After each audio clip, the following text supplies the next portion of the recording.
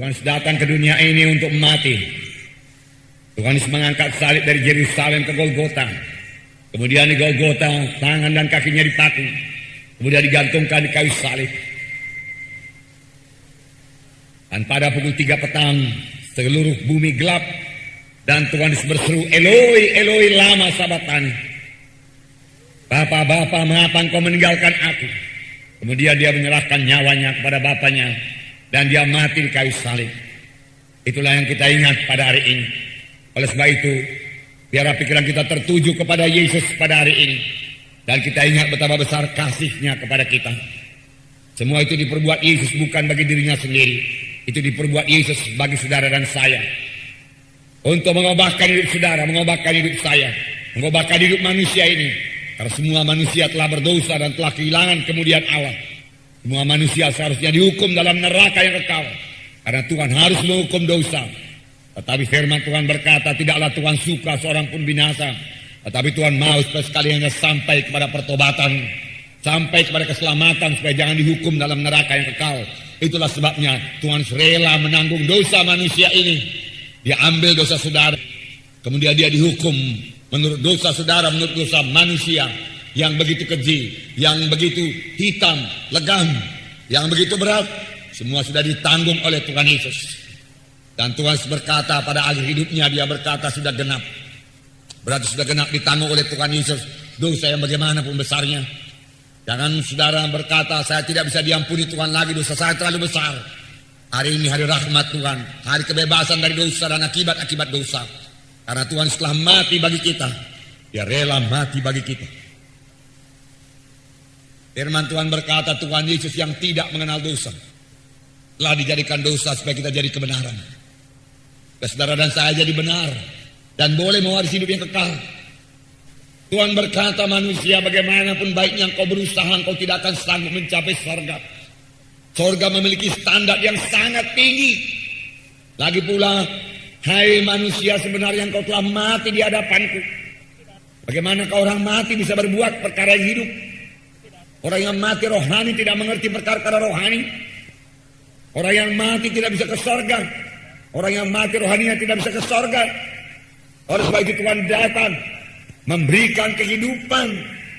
Dan Tuhan berkata, akulah jalan dan kebenaran dan hidup. Seorang pun tidak sampai kepada Bapa kalau tidak melalui aku. Jelas Tuhan Yesus jalan satu-satunya ke surga.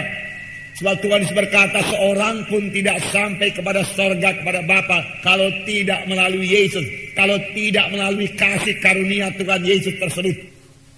Dan kita bersyukur kepada Tuhan, kita telah bertemu dengan jalan tersebut, kita telah bertemu dengan Yesus, bahkan percaya kepada jalan tersebut, percaya kepada Tuhan Yesus, dan telah mengikut jalan tersebut, dan telah mengikut Yesus dalam hidup kita. Tentu akhirnya kita sampai ke surga kepada hidup yang kekal. Haleluya. Hanya karena Yesus saja. Tuhan Yesus mengetahui hal ini dari mulanya. Pada waktu Adam dan Hawa jatuh kepada dosa, Tuhan telah datang ke dalam Taman Eden dan menyadarkan Adam dan Hawa. Hai Adam, hai Hawa, di manakah engkau? Di manakah engkau? Aku takut Tuhan, aku takut Tuhan. Sejak kapan engkau takut? Tuhan berkata. Saudaraku, Adam dan Hawa takut sejak dia makan buah batang kayu yang dilarang Tuhan. Dengan kata lain, Adam dan Hawa takut sejak dia berdosa. Setelah dia berdosa, Adam dan Hawa ketakutan. Sampai sekarang ketakutan, kekhawatiran, saudaraku, menghantui manusia ini, saudaraku. Semua itu diakibatkan karena dosa. Tetapi pada waktu itu pun, saudaraku, Tuhan telah membukakan jalan keselamatan kepada manusia. Itulah besarnya kasih Tuhan pada manusia itu. Ingat Tuhan berkata kepada Adam dan Hawa, Adam, Hawa, engkau masih bisa ke surga, masih bisa selamat. Sebab keturunan perempuan ini nantilah yang akan menghancurkan kepala ular tersebut, yang akan merusakkan pekerjaan setan. Tetapi ular ini juga akan mematuk tumitnya. Yang tidak lain berarti bahwasanya ular itu akan mematuk tumit Yesus sehingga Yesus mesti disalib di kayu salib di Golgota. Inilah jalan keselamatan yang disediakan Tuhan bagi manusia ini. manusia ini keturunan Adam dan Hawa yang sudah jatuh kepada dosa. Maka seluruh manusia berada di bawah dosa. Benar firman Tuhan berkata, semua manusia telah berdosa dan telah kehilangan kemuliaan Allah. Roma 3:23. Dan Yesaya 64 ayat 6 berkata, kesalehan manusia, kesucian manusia seperti kain lapuk saja di hadapan Tuhan, nggak bisa laku ke surga. Bagaimanapun manusia ini berusaha berbuat baik, saudaraku, kerap kali pun selalu ada motif-motif yang lain dalam hati manusia tersebut supaya dipuji dan lain sebagainya, supaya dihormati, supaya dibilang pemurah, darah dan lain sebagainya. Sama sebagaimana Ananias dan Safira yang mati di hadapan Tuhan. Mereka ingin dipuji, mereka mau menyombongkan diri, dan mereka juga dipuji sebagai Barnabas. Tetapi akhirnya hukuman Tuhan berlaku. Mereka memberi korban yang banyak, tetapi tidak berkenan kepada Tuhan. Segala usaha manusia yang mereka lapuk saja di hadapan Tuhan. Tidak laku, tidak bisa masuk ke surga.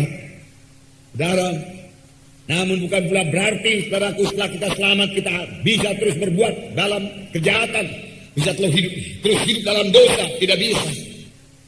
Bahkan saudaraku setelah kita selamat, setelah kita berdosa, maka dosa kita lebih besar lagi. Ya, firman Tuhan berkata, setelah kamu mengenal kebenaran, tetapi kemudian murtad. Oh jangan saudaraku, jangan sampai murtad lagi setelah kenal kebenaran.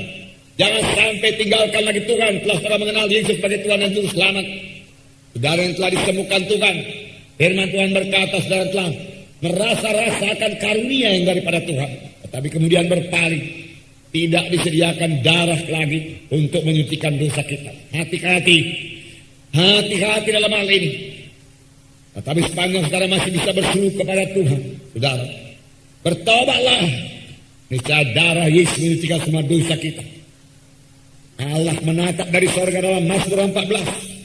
Dikatakan, saya membacakan pada saudara, ayat 2 dan 3. Tuhan memandang ke bawah dari sorga kepada anak-anak manusia untuk melihat apakah ada yang berakal budi dan yang mencari Allah. Mereka semua telah menyeleweng, semuanya telah bejat, tidak ada yang berbuat baik, seorang pun tidak.